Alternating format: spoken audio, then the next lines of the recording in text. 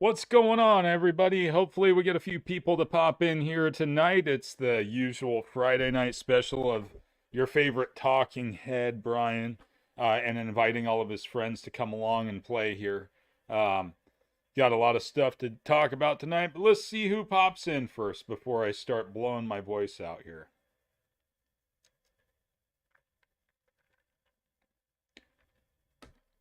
I'm waiting.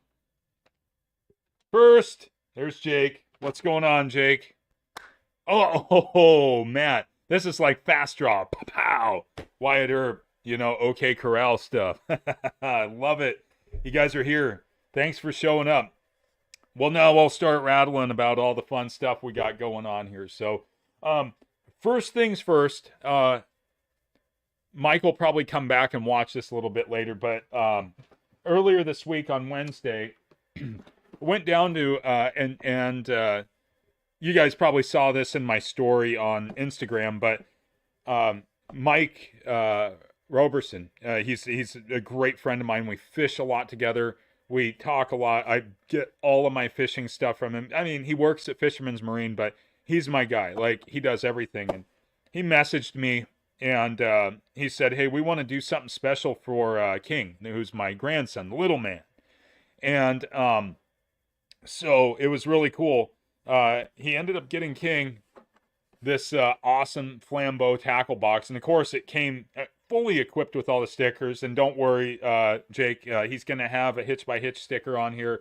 Once I get some from Earl, he's going to have Earl's sticker. We haven't put a PNW Vintage Outdoor sticker on it yet, but he's got some good ones. Nice fish caught. Can I use it for bait? He's already trash talking a little bit, so he's got his bass there. He liked the rainbow stickers. I'm impartial to rainbows, but anyways, he liked them, so that's what matters. And so he got them all hooked up, and we even sprinkled a little bit of tackle in here for him. This was all courtesy of Mike too. Got him some nice little size 8 Eagle Claw snelled hooks. That's always a fun thing to get. Got him a couple of these little sliding floats here, which are a lot of fun. And got him a little pack of number 2. Let's see. That's number 2, right?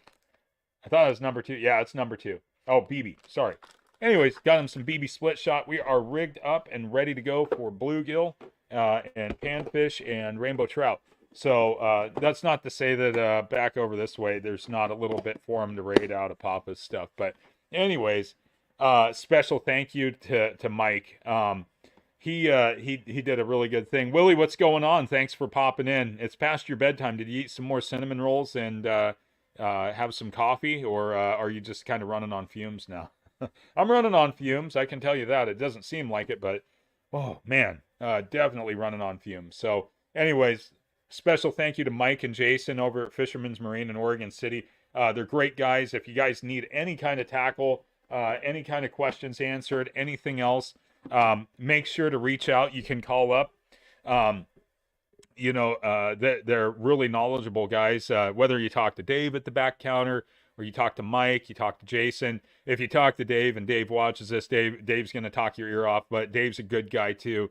Any one of those guys back in the tackle department, they're going to help you out. They're going to get you set up, especially for us local guys. But I know Willie, I don't know if you made a call to Mike this week. But I told him, I was like, hey, Willie's gonna probably call you at some point. I didn't give him like a time frame, but I said Willie's gonna call you at some point and do all that stuff. So there again, special thank you to those guys. I mean, they're all about getting the kids out, and it would be cool if they opened up a store in Eugene. There was a big discussion on a local forum called the iFish Forum, where they were asking about, hey, why don't they open up a Boise? But it was just purchased by a gentleman. His name's Sandeep. I don't know his last name, but he originally worked in technologies from Seattle, and he bought the company, and he's really been beefing up that online presence. Phil, thanks for popping in.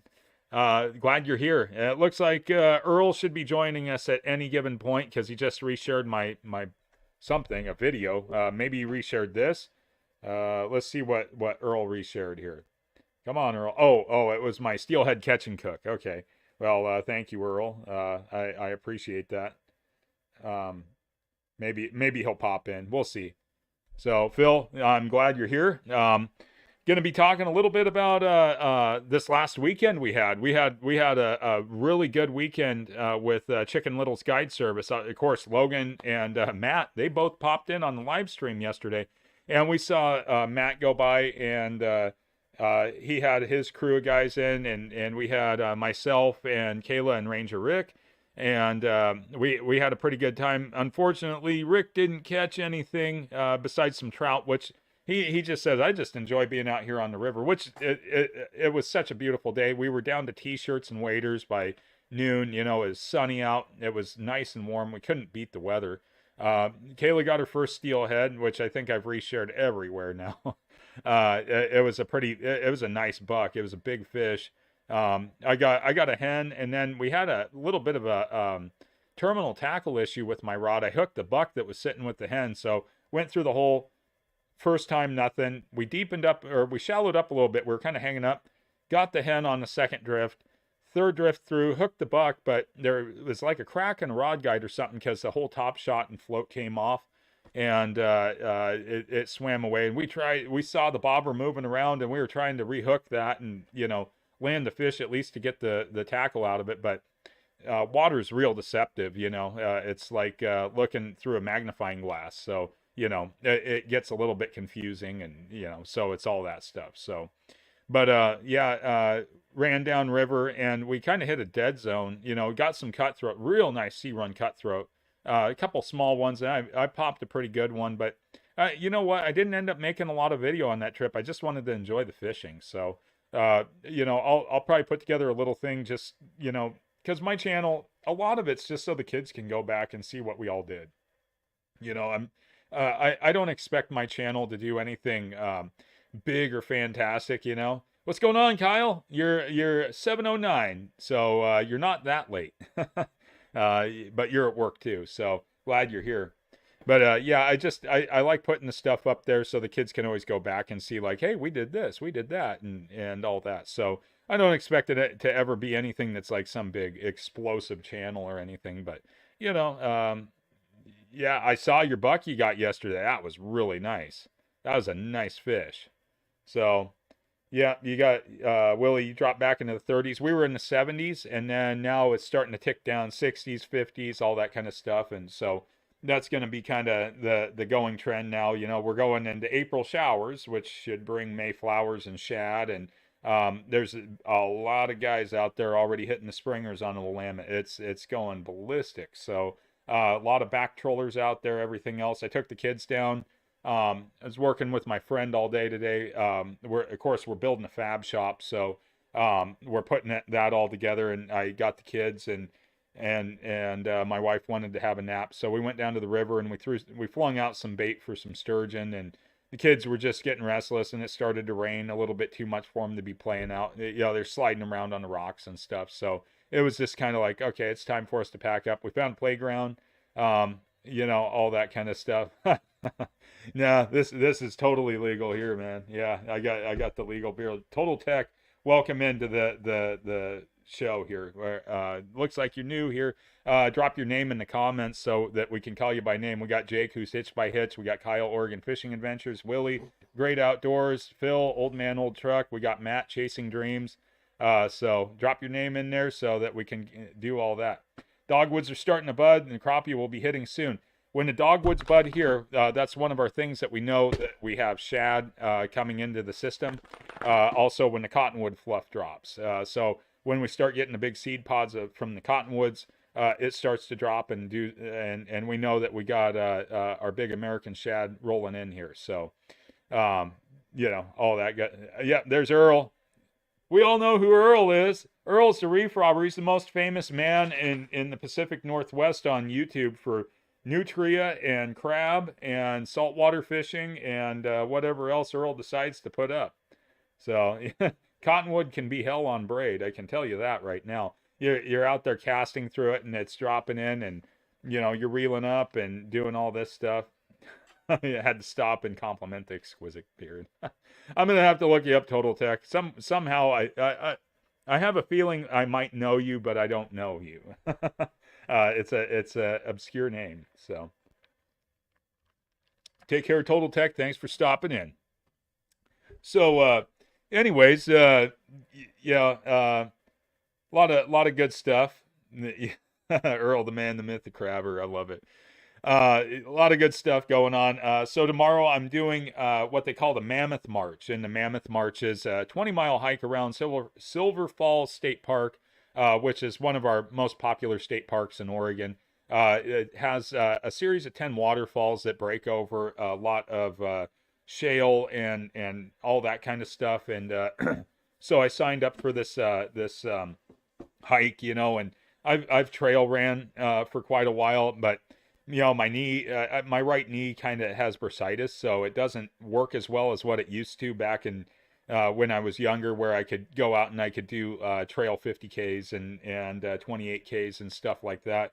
So this hike is just a good physical challenge. It's going to be kind of rainy tomorrow, but I never let that get me down. I was born here in the rain, and I'm just used to it, and all that kind of stuff. But yeah, I'm going to be out hiking tomorrow. I'll be making a video of that I'll be putting up next week. And so you guys will get to see me get drenched and go hike around some of the most beautiful waterfalls in Oregon. And so you'll get to see that. It's definitely a little bit different. It's not fishing, but hopefully, we'll be able to give you guys something that's just a little bit different to look at. And then this next week, probably going to get back out on some sturgeon and do all that stuff. It sounds like Earl, you're all hooked up and ready to go. We got a flat ocean tomorrow. I haven't looked at the wind and wave forecast, or is it going to be a crabbing and herring?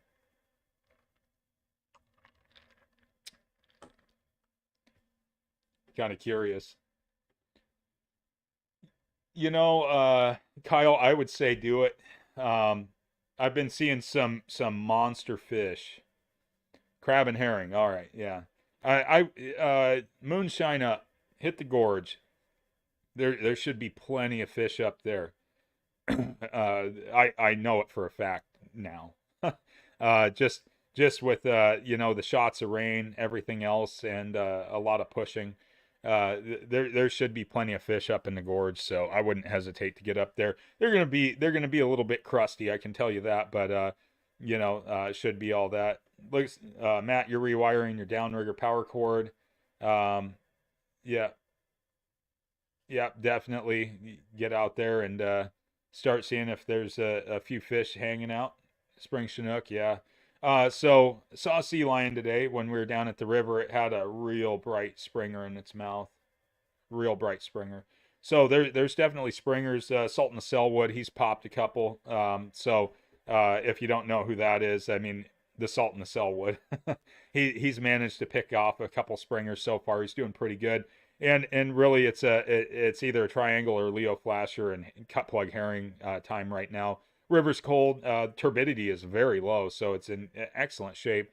There's not a lot of debris coming down, but the sea lions are definitely out in force. So saw all of that action and everything else, and so there's definitely fish in the river. Steelhead upriver have been great. Got out yesterday morning for a couple hours before I went over to my friend's house to do some more work, and we guy got a couple, and then my friend Josh, he hooked into one and lost it.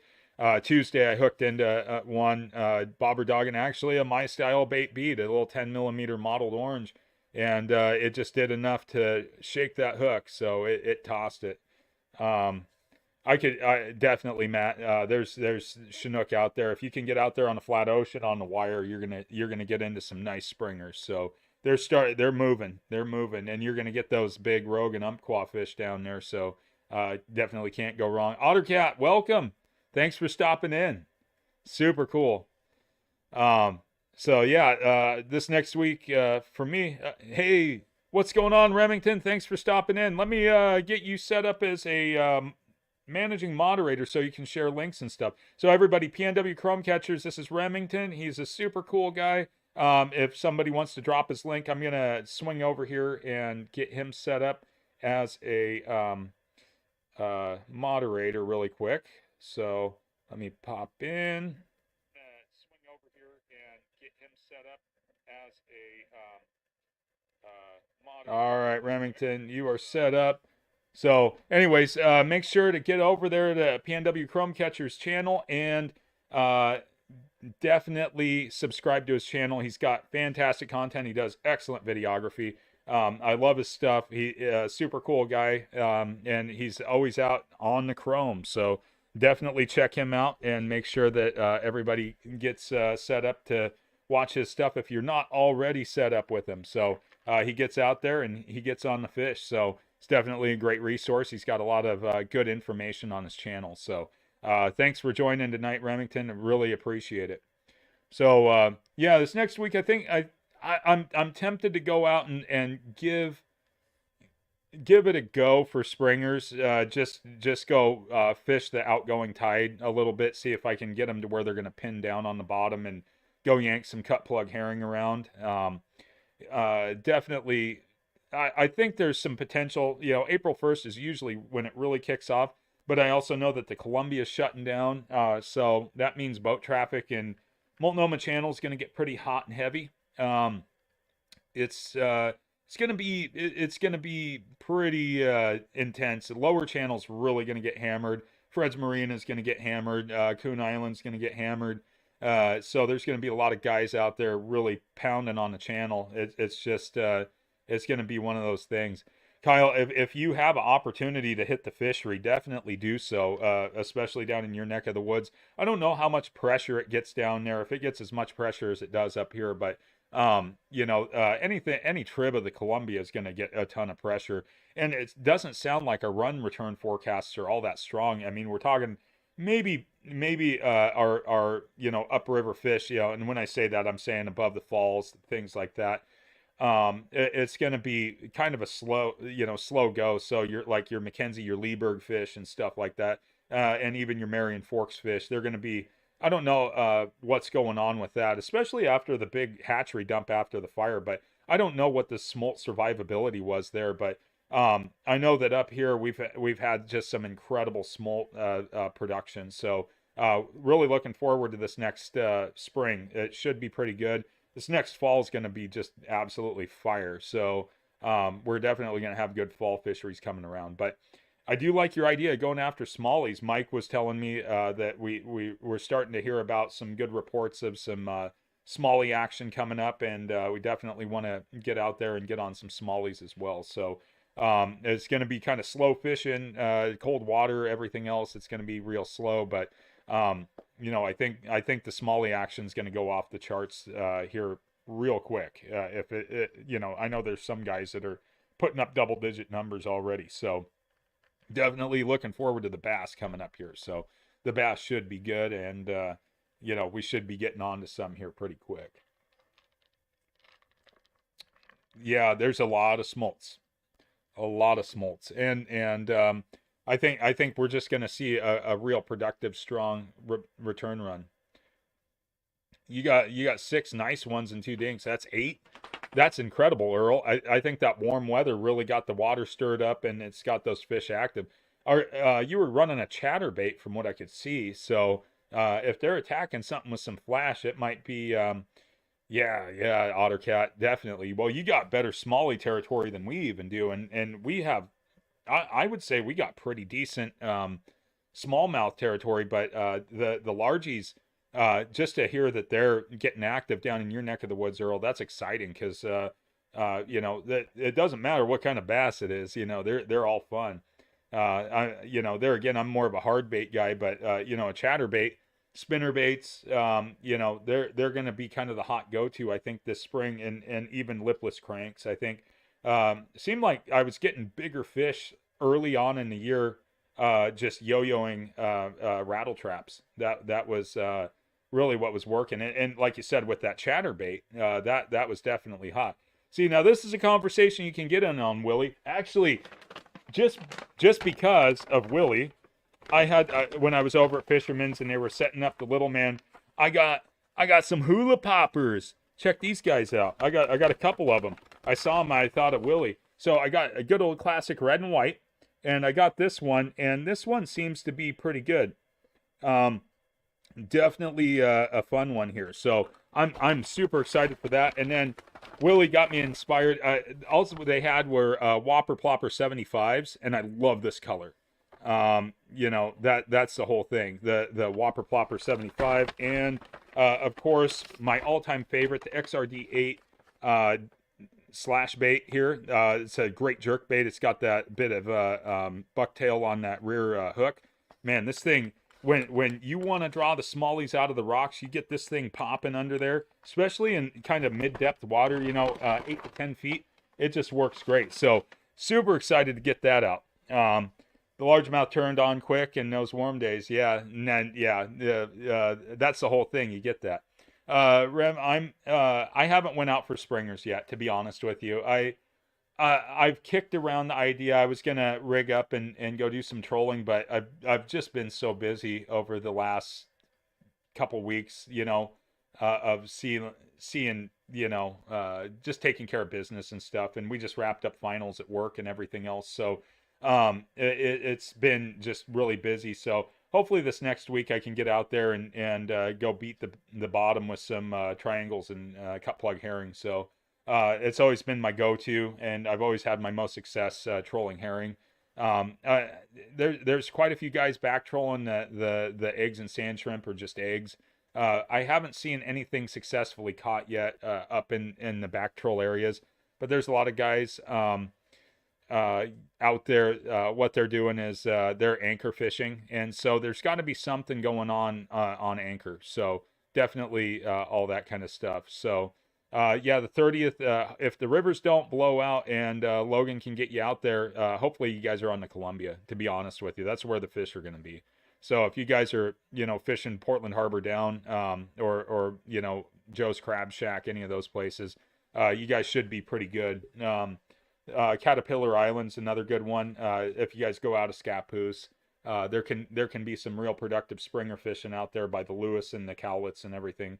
But I just know that the lower river's just loaded full of sea lions right now, and you know, luckily the smelt run's done, so you know those fish shouldn't be too beefed up. But yeah, I'll probably go out and do some springers, and then I'll transition over and burn up some. Oh, you're going steelhead? Okay, yeah. Well, steelhead's definitely that's red hot fire right now, and a lot of people are done steelhead fishing. So you know, that really frees the rivers up a lot. And if we get flat ocean days, people are going to be out there on the springers in the ocean. So a lot of that traffic's going to drop. So yeah, Ottercat, you're going to have a tournament to do.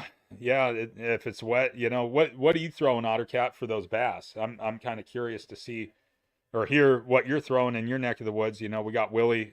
You know, he's got, you know, the Charlie Brewers and the swim baits and everything else that he's got going, and Earl out here, he's throwing chatterbait. You know, I'm excited to get the topwater bite fired up here, you know, because I just bought all that topwater stuff, but definitely all the good stuff. So yeah, and Kyle, you're going to stay on the steelhead, and I think that's a smart option. I'll still be trying to get out as much as I can to get on whatever remnant steelhead we have left. But Mike got one this last week, and it was a nice fish. It looked great, and he said it cut horrible. So it's kind of, yeah, it got a nice hatchery steelhead, and I'll have to figure out how to share some pictures on here at some point. I think that would be good. But I think the quality of fish is starting to drop now. But we should have summers entering systems at any moment. They'll come in with the springers, so you can just have a hodgepodge of different things. You know, you don't know. You'd be floating a wad of eggs and gag a summer steelhead. You know, it can happen. So definitely good stuff. So yeah, this weekend's going to be kind of a dead one for fishing for me. Like I said, most of tomorrow's going to be taken up trudging around Silver Falls State Park and hiking and doing all that stuff. But yeah, this next week definitely going to be on the river getting after some fish. Definitely want to get out and try to get some of these early smallies. They're going to be hungry and active. So if we can figure out where they're hiding out at, if they're sitting shallow or if they're going to be hunkered down deep, it all depends on how the weather pattern holds out.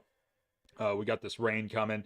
The rivers blow. It's going to be, you know, it's going to be interesting to see how all that stuff goes. So, but yeah, water temps mid 50s, jerk baits. Yeah, yeah, you'll be running A rigs or umbrellas, jigs. Yeah, yeah. That's gonna probably be the best one to do. Phil, you're going hiking on Sunday. Sweet. I love your hiking videos, by the way, Phil. I always enjoy watching those. Yeah, yeah. The rain. Rem. I'm thinking the rain is going to probably have some impact, but with rain comes a higher water flow level, and in tidally affected zones, it's not going to be as detrimental. The fish are either going to move or they're not. When the tide runs out, they're going to pin to the bottom. When it comes in, the incoming tide, you're going downhill if you're trolling, and obviously if you're going uphill on the outgoing tide, to try to get those fish on the bottom. So I prefer to fish the outgoing. It's just me, but a lot of guys they'll fish both, and a lot of that also is because my drift boat trolls so fast. Yeah, yeah, the 140 boats at the ramp, man, that's gonna be rough, Ottercat.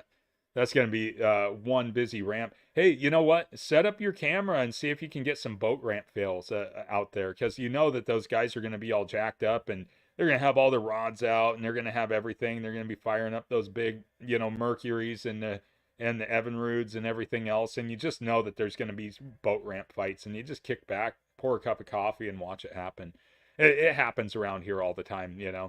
Um, Guys jackknifing their trailers going down the ramp. They go down to the local boat store and they buy a boat because they're like, I want to go catch springers, and then they never practice backing it up, and so you get jackknifed up and everything else. So yeah, you got rain all weekend, cold and windy Sunday, but weather's going to be perfect for work on Monday. Well, you do work outside, Willie, so, I mean, that's it. Oh, so you're in school in California, Rem. Okay. What school you go to by chance? I'm just curious. And what's your major? So, yeah, Earl, you're talking about. Yeah, work gets in the way of fishing, hunting, doing whatever else you want. Yeah, that's kind of the story of our lives, right? We got to work, and you got to work to live, but you don't want to live to work.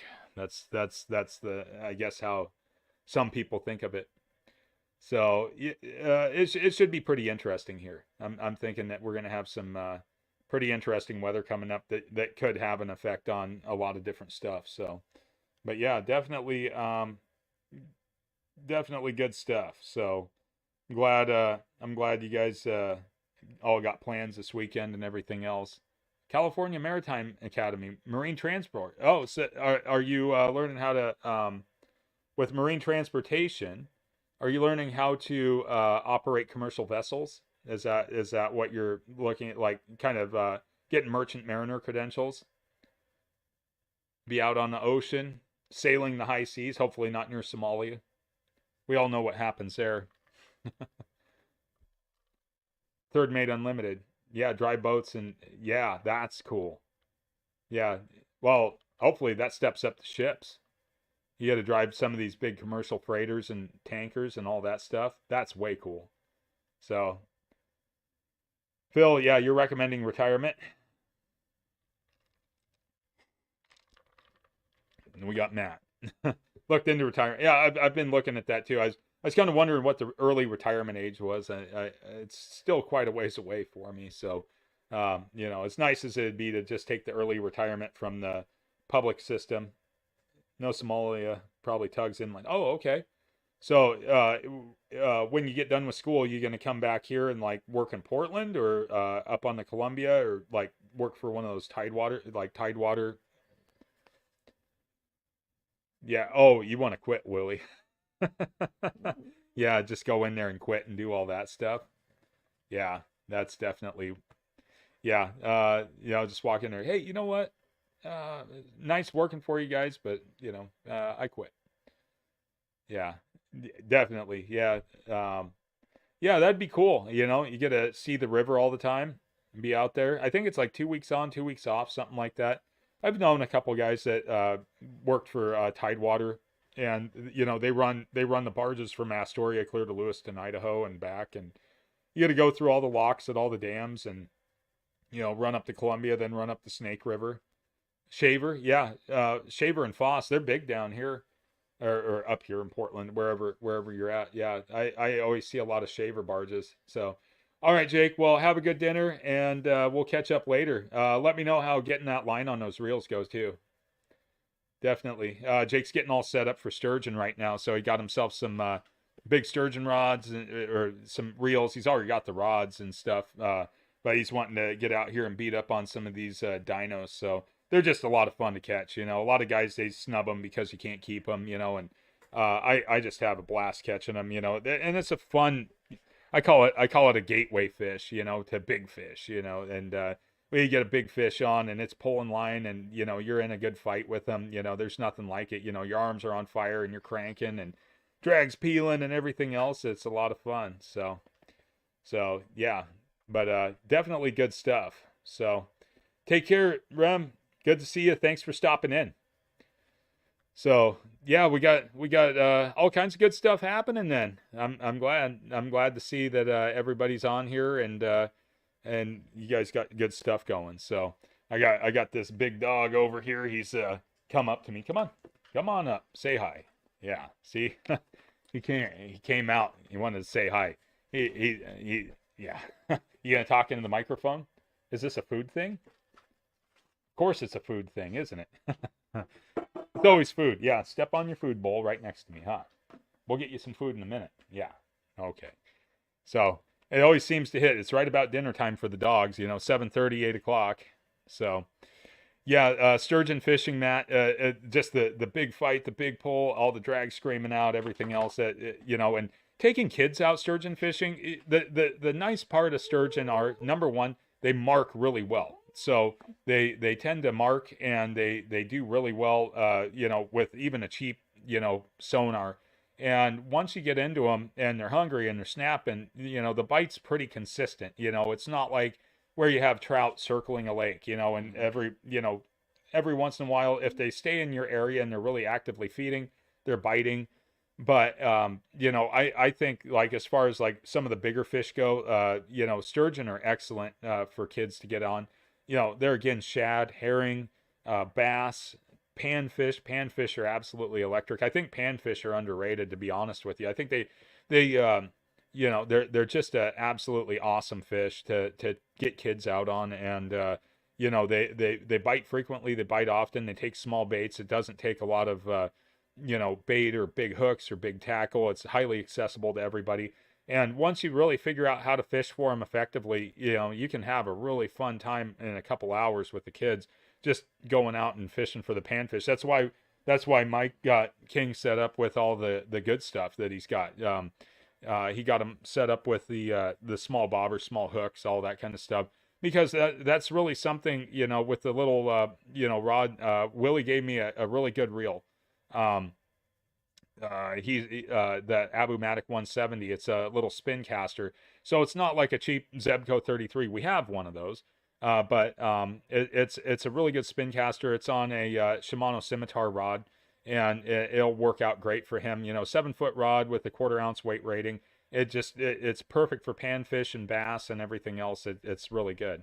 So it sounds like you got to test out your HMX there, Kyle. Yeah, Fenwick rods are top notch. We got a nice little one-piece Fenwick HMX 6-foot for Kayla for bass. And that thing just it's got great action, great jerkbait rod, good top water rod. It's just a multi-purpose rod for and we put that Okuma Kaimar 30 on it with a 6-pound test, and she loves that. And I fished with it too. It works great. You can throw a plopper out with it.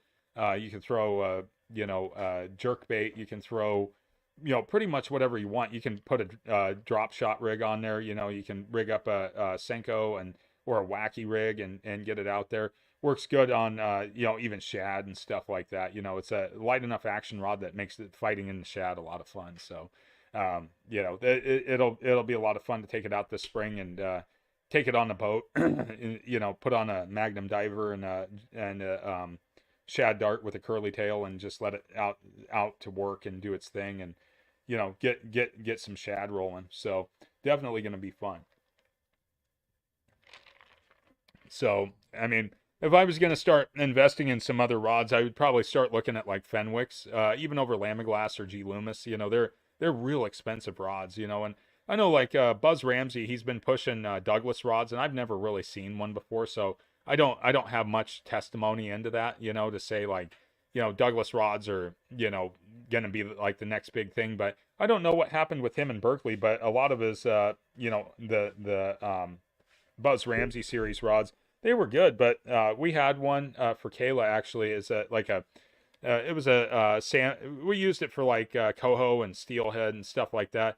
But eventually the rod tip broke just for no reason. It was a 9-foot air rod, and you know they're not all that great from what I understand anymore. So they used to be kind of a premier rod, the air rod, but not so much anymore. But that was a Berkeley product, so Berkeley obviously known for trilene, which is I think what everybody starts with as far as a line before they, move over to a braid or a high quality mono or fluorocarbon. So Berkeley still has a lot of relevance. They have the Chapo. The Chapo is a great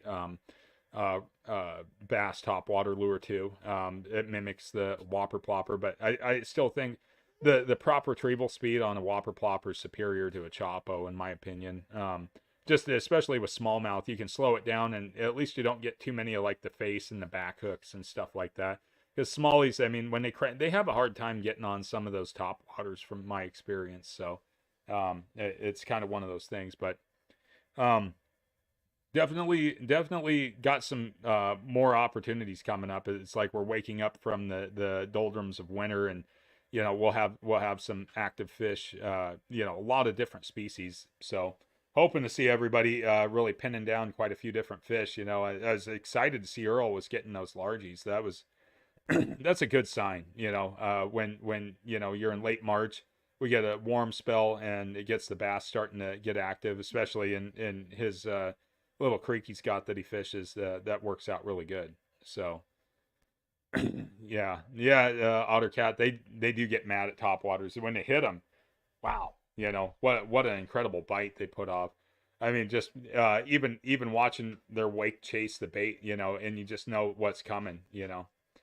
So yeah, the Whopper Plopper 60, Willie, I got to find some locally, and do all that stuff. I definitely want to get some of those 60s to add to the arsenal for the smallmouth, because I know that they'll be a little bit more effective. But I think the hula poppers are really gonna, just with that skirt on them, that's just enough to just antagonize those smallies to death, and they'll be on it.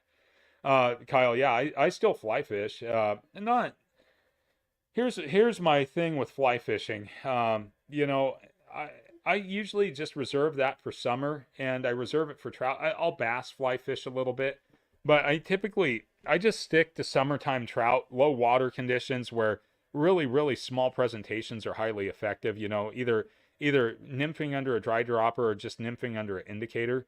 And I have a couple Euro rods, and I could go over and probably fish like the Deschutes and some of those other rivers and Euro nymph those, the ones that are open for trout anyways, and probably be fairly successful. But I've went and winter fly fished, like the Fall River and the Metolius and the Deschutes and all those different rivers and those different river systems and everything else. And I just I've found that I have my best success in late spring and through summer, and so that's usually all I really reserve my fly fishing for. Royal Wolf Triangle, yes, yeah. So Royal Wolf, that fly pattern was designed by, oh, I can't remember the name of the person, but they live over in Tigard now. I've ran that triangle taper line. And I've done good with it. I'm more of, I guess I'm more traditional on just tying my own tapered leaders. I go 6-4-2, and I tie my own tapered leaders just for one. I know how long of a tippet section I want, and usually I'll run anywhere from 7.5 to 9 feet of tippet. Depends on the fly rod and everything else. But if I'm nymphing, I'll typically just go 4 pound to 2 pound. That way it sinks fast. But the triangle leader I've used, and I've done good like nymphing with it. I've never tried it with dries before though, so it'd be something different to put like a 18 elk hair caddis on it or something like that, and really try to work that late evening hatch or the early morning hatch and try that. So yeah, Willie, you've heard a lot about fly fishing, and there again, I don't want to be avert to fly fishing, but it seems like fly fishing is one of those things that a very narrow segment of the population of anglers really are into. And but the narrow segment of the anglers, it's kind of like the loudest voice gets heard. And and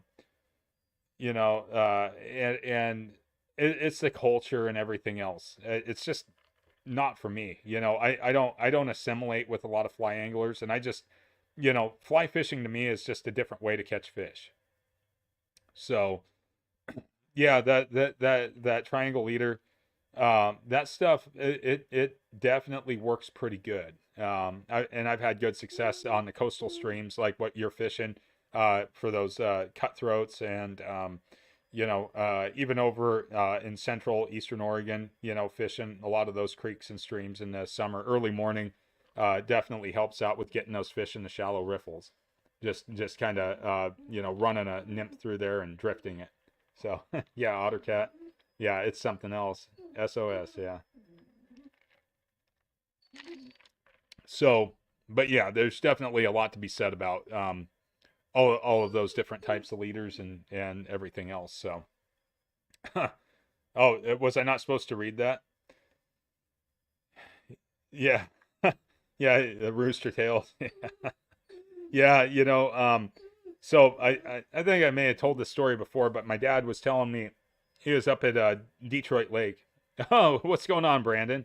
Bobber and a dry fly. Yeah, yeah, definitely. Um, my dad was telling me he's up at Detroit. This is back in the 70s. So Detroit Reservoir, it's like one of our biggest reservoirs. I think actually I think it's the biggest reservoir in Oregon, man-made.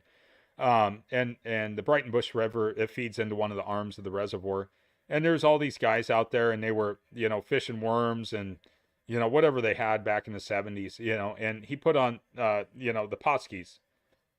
They're just a little salmon egg, for those of you that don't know. And I think that pretty much anybody that trout fishes in the United States with bait knows what a Potski ball of fire is. So he puts one of those, and he took one of those little gold egg hooks, and he tied it on to the fly line, and he just started casting those out, and the trout were coming up and hitting them as they were slow dropping. And he was just catching trout like crazy on a fly rod with just a single salmon egg. And I was like, there's just got to be something about it, just with like the sink rate and stuff like that. But it just goes to show that sometimes trout are very picky and bug driven, and so it's one of those things where they're just really like a picky bug driven fish that doesn't like to grab onto a lot of stuff. But now you got all these different varieties of baits for trout, and all that kind of stuff. And you know, uh, between all the power bait, I mean, just go to any lake and you'll find empty jars of power bait floating around, especially after the hatchery stocks some fish, definitely does quite a bit with that. And, the power bait thing is all about it. Now I got the other dog in here. I guess it's dinner time. Hold on 1 second. I got to go feed these dogs. On you guys.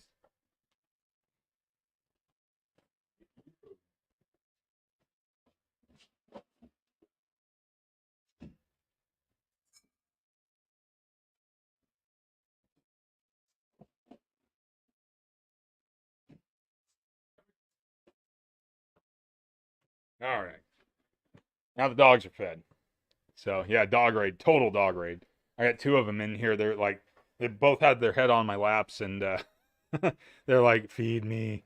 The German short-haired pointers are very food driven. Just if you didn't know that. So yeah, Kyle, you got into fly fishing. Yeah, yeah, with the ultralights, and yeah, the the flies. Flies are, anything that's buggy, it works good. I mean, whether you're bass fishing or you're trout fishing, panfish, that's actually honestly my favorite way to fish for bluegill and crappie and red ears. Any kind of panfish is with a fly rod. It's just a lot of fun. So, um, you know, you can have a lot of fun, and Matt, even if you get a fly rod and you just put on the right small bug and you're fishing close to shore when it warms up, that's one of those things that really works out good. And yeah, Willie, trout magnets do work for trout. I've had a lot of success with trout magnets. I even tried floating a trout magnet for steelhead just to see if they would grab onto some kind of smaller presentation, but that was a no bueno. Ended up going back to what we call a nightmare pattern jigs or marabou jigs, which were actually originally developed for bass, believe it or not. And then we put them under a float around here, and we found out the steelhead really like them. They tend to hammer them when they go by. So jigs are a lot of fun, but I still have dreams of catching a steelhead on a trout magnet. So one day maybe I can make that happen. That would be really cool. As long as they're there and they're present and they're hungry, definitely want to do that. Want to try that crappie magnet too. I think that would work for steelhead as well. So if you're in a river system where you can, use that type of thing, a trout magnet or crappie magnet, I think that'd be a lot of fun to get a fish on. Even if you like wacky rigged it and drift fished it or bobber dogged it, I still think a steelhead would grab it. If it was the right color and it looked right and it bounced right in front of them and they were just in that right mood, just it's like a bead, I mean, a bead, it mimics a single egg basically. So, there's some beads that look like egg clusters, like you've got some of those, Kyle. I think it would work out good, but a trout magnet, a steelhead is a trout, technically a sea run rainbow. So, what's the difference between, rainbow trout that doesn't leave the river and a steelhead that leaves the river? It's that the steelhead leaves the river. So yeah, pink and white crappie magnet or pink and blue. Yeah, Mepps XD. I think warmer water, Willie. Mepps XD should be a good steelhead killer. Definitely for sure. A good silver body or a brass body depends on the water clarity and how deep the fish are sitting. But if you can get it to just swing through the run and bounce the rocks just right and ring the dinner bell just like a spoon, shouldn't have any issues. I haven't got a steelhead on a spoon yet this year. I really want to get one before the runs are over, to just say I got a steelhead on a spoon this year. I got a real nice one last year, but it's not something I go to immediately in my arsenal. But yeah, the XDs are good. Definitely a heavy spinner, works good in heavy current, works good in lakes. Great trout spinner too. Anything Mepps makes is really good. I always enjoy that. Definitely good stuff though. So yeah, guys, sounds like everybody's got some good weekend plans. It sucks that you're rained out, Willie. Ottercat, you're gonna have rain, but you're gonna go full send for the tournament. So excited to hear how that goes next week. And Kyle, if you end up dropping down on the river, that's gonna be good too. But I'm waiting for somebody to pop in here and say, man, we banged out some springers, or had just an electric day of bass fishing. That would be awesome. Earl did, but I'm definitely looking forward to seeing what's going to happen with all that stuff. So should be a pretty good time, I would think. We got a lot of good fishing opportunity coming up, so really excited about that. Yeah, definitely, Kyle, get out there tomorrow morning. I know there's plenty of fish. So whether you go to your home river or you go over to the other river, it's definitely worth it. I'm just starting to see so many guys out going after springers now that it's gonna get pretty wild. I'm waiting to hear. So last year I got that hybrid bass, which was totally unexpected, and I'm waiting to start hearing a little bit more out of some folks about, hey, we got a wiper, trolling for springers. And that usually happens a little bit later in the year when the water warms up. But I don't know. We ended up with an incidental wiper population in the Willamette River. And, it should be, you know, it should be, pretty good. Brandon, yeah. So your son, Riley, he went out, he didn't see anything caught, but in the morning, wow, limited out by 9. That's impressive.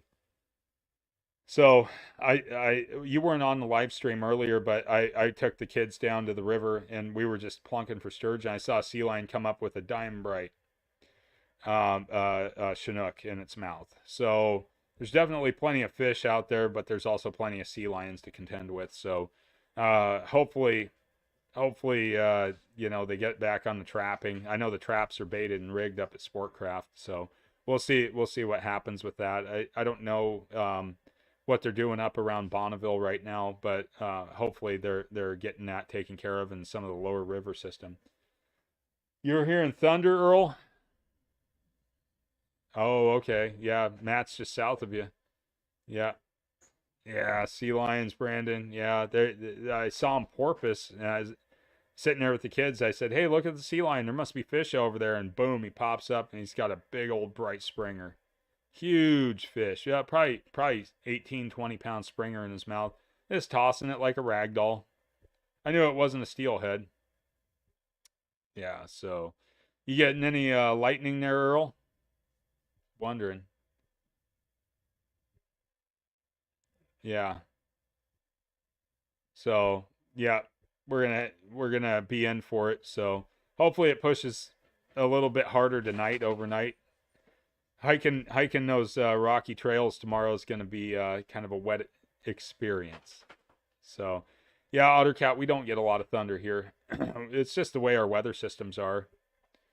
Um, the weather systems get, they kind of push around, and we just don't get a lot of like collision of hot and cold upper trough. The temperatures rise and drop slowly here. They don't just like fly through the roof. So thunder, yeah. Willie, oh, gotta love that. Yeah, Brandon, yeah. Last year we were out at Buoy 10 with Logan, and sea lion got a hold of a real nice fish, ran it out, spooled us, bang, gone. We couldn't even get on the main motor to go chase it. So I'm gonna be hiking down at Silver Falls State Park. It's the Mammoth March. It's like this big national thing where these people, they do they go around to all the different states, and they do what they call a Mammoth March, which is a 20-mile hike. So a lot of people are like, well, how do you hike 20 miles around Silver Falls State Park? And they built a route. So my start time starts at 8:30. So they kind of break everybody up, and it's a limited entry type hike. So it's basically just like a good physical challenge, so to speak. And I just do those to keep myself in shape, and it gives me kind of fitness goals and stuff like that. So that I'm not just like, well, I ain't got nothing to do. So I can't run like I used to. So I got a bad knee, and so it doesn't affect my walking ability. It's just the impact. It's just the constant impact of really hard, uneven terrain. It aggravates my bursitis, and then I get a big water sac under my knee, and it shoves my kneecap up into my thigh, and feels great, and it looks awesome, and it's just wonderful. So I had to back off on the running quite a bit. So I mean, I still work out, but not nearly as hard as what I used to. So yeah, I'm gonna be shooting video of it, and I'll have a video up next week of the Mammoth March. I'm you got an 8 hour time limit. I'm shooting for 6 hours on it. So if I end up doing it faster, then so be it. There's a lot of downhill sections that I can cover really fast, and kind of take my time on the uphills so I don't aggravate my knee too much. But I'll be packing light. There's aid stations every 5 miles, so it's not too insane or anything. But the waterfalls are beautiful there. We don't have any big blowouts, blowout rains that are going to blow the waterfalls out and turn them into mud torrents. But, just hiking the trail at 10 Falls, that's a 6 mile loop. And then, seeing all the creek and the forest and all that kind of stuff, it should be pretty good. So I'm really excited to go down there and do this. And so definitely a fun hike. That's one of my other things I love to do is hike. And just go out and walk through the woods, I guess. You know, some people are like, well, what's so exciting about it? And you just never know what you're going to see out there. You know, you get out there and start walking through the woods, you can see deer, you see elk, you see, you know, bears and wildcats and all kinds of stuff. And, you know, they're no harm to anybody anyways. So, you know, I've never, you know, really had any kind of bad encounters with anything. So, you know, the elk down there in Gerhardt, that big herd that hangs out there by Sunset Beach. I've hiked, you know, the Fort to Sea Trail, where you start at Sunset Beach and you hike up to Fort Clatsop, and we got stopped up by that herd of elk, you know, and they're kind of staring down me and my dog, and you know all that. I can't take my dogs on this hike, you know, it's they don't allow dogs, and so that's gonna suck, but you know it's okay. You know, usually I tie the dogs off to my waist, and they're like a little bit of extra help, but whatever. You know, they'll hang out at home. So yeah, Bigfoot. That we're in Bigfoot country here, Willie. That's for sure. We got Sasquatch everywhere. You know, there's if you're gonna find a North American bipedal ape, it's gonna be in the woods of the Pacific Northwest. That's all I'm gonna say. If you've never been in these woods before, everybody's got woods, you know, but these woods are different, man. I've grown up in them. You know, my grandpa was a logger, and just starting to walk through these woods and the massive trees and the undergrowth and everything else. There's something out there. I'm not going to get too deep into the whole, you know, cryptozoology thing, but if there was going to be a bipedal hominid that was fully hair covered, it's going to be here, and nobody's going to know it's there. Because you know, Western Oregon, Western Washington, Northern California, it's nothing but a wall of brush in the undergrowth of these massive trees. So yeah, yeah, Mount Hood and, around Timothy Lake. Yeah, yeah. I spent many summers up there as a child. Many summers as a child, between Timothy and Olali Lake. And if none of you are familiar with that, I know Willie, you're not. Phil, you're not. Ottercat, you're not. But Timothy Lake was an impoundment built by Portland General Electric. It's got a big hydroelectric dam, and it used to be a big open meadow. That's where the Oak Grove Fork of the Clackamas River starts, is up there. And it's just massive forest. But like, you start going over towards Olali Lake and up into Jefferson Park around Mount Jefferson and all those places, which when we call a mountain here in the West, you know, I know in the East you guys have mountains, but we call those hills. Mount Jefferson's like a 10,000, you know, 800-foot peak. It's a big mountain, and all of them are stratovolcanoes. So Mount Jefferson, I don't know if it's active, but anyways, there's stuff out there that's it's crazy. And even down where Kyle's at, you know, and Matt, you know, you guys know when you start heading east up into the Cascades, those mountains, they just go and go and go, and there's just walls of trees and rhododendron and sword fern and Oregon grape and hemlocks and vine maple. Vine maples are down in the lower, but when you start getting up high in the alpine, you know, and you start getting these trees that are, you know, really big, you know, that's the whole thing. But yeah, there's so much out there. But yeah, Brandon, Timothy Lake. So for those of you that are crawdad aficionados, Timothy Lake has a massive population of crawdads. Green Peter, yeah, yeah, huckleberries, yes, Kyle, a lot of huckleberries up in the timberline. So definitely cool stuff up there. You know, we're so blessed and lucky to live where we're at. You know, because there's just such a amazing amount of wild bounty that we can, you know, from mushrooms to berries to, you know, wild roots and wild, you know, game and fish and everything else. It's just so abundant here and so accessible too, you know. And Willie, we've talked so many times about the public land accessibility where you're at, and I think that's something. It's definitely a worthwhile conversation to have, you know, to talk about, you know, all of that different stuff. So, you know, we're so fortunate that we can go down to the local river and fish, you know, and anything below the mean high water mark is public. You know, that's one of the cool things about here, you know. But we have big, massive, sprawling millions and millions of acres of public land that we can just go out and trudge around, you know, and you just never know what you're going to come across out there. So definitely cool stuff. So, well, Matt, thanks for stopping in. Appreciate you coming in. So, but I think as with Matt, I definitely am going to need to get my rest before tomorrow. So I've kept everybody long enough here tonight. Definitely appreciate everybody stopping in. Super excited, you know, to hear how everybody did this last week. I know that we're gonna, yeah, badmouth the South. First was my brother, now your mouth. Yeah, I'm not badmouthing the South, AutoCat.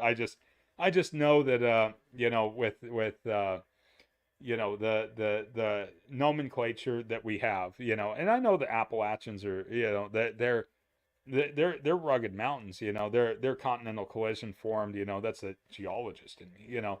I know that was formed similar to the Himalayas, but they just didn't thrust up. You know, I mean, we have the Wallowa Mountains that were continental thrust too, you know, collision. But they're 7,000 to 9,000 feet tall. You know, we're not talking like 3,000 to 4,000 feet. So, but anyways, guys, thanks so much for joining the live tonight. Really appreciate everybody that comes in. Don't forget to hit the thumbs up on the video. Yeah, your mountains are steeper. We got some that go pretty sheer too, but yeah, we'll save that conversation for next week. So, anyways, guys, thanks so much for stopping in. Don't forget to hit the thumbs up, and hope everybody has a wonderful weekend. Be safe out there. I'll talk to you guys all next week.